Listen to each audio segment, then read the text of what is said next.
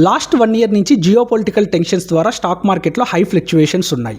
High ఫ్లక్చువేషన్స్లో ఉన్నా కూడా మనకు కొన్ని స్టాక్స్ కన్సిస్టెంట్గా గుడ్ రిటర్న్స్ అనేవి డెలివర్ చేయడం జరిగింది. మార్కెట్స్ ఎలా ఉన్నా కూడా ఆప్షన్స్ ట్రేడింగ్ చేయొద్దు అని చెప్పి సెబీ మనల్ని వార్న్ చేసినా కూడా ఆప్షన్స్ ట్రేడింగ్ చేసేటువంటి వాళ్ళు ఆగరు. ఆప్షన్స్ ట్రేడింగ్ చేసేదానికి ఇండియాలో ఉన్నటువంటి బెస్ట్ ఆప్షన్స్ ఏంటి అంటే బీఎస్సీకి సంబంధించి సెన్సెక్స్, అలాగే ఎన్ఎస్సీకి సంబంధించి నిఫ్టీ. లిస్టెడ్ కంపెనీ అయినటువంటి బీఎస్సీ కంపెనీ లాస్ట్ 1 ఇయర్లో 70% పైగా ప్రాఫిట్స్ అనేవి ఇన్వెస్టర్స్కి ఇవ్వడం జరిగింది. ఇక ఎవరైతే crude oil, natural gas, gold and సిల్వర్లో ట్రేడ్ చేస్తారో వారికి ఉన్నటువంటి option one and only MCX company last 1 ఇయర్లో 150% ప్రాఫిట్ అనేది ఇవ్వడం జరిగింది ఇన్వెస్టర్స్కి.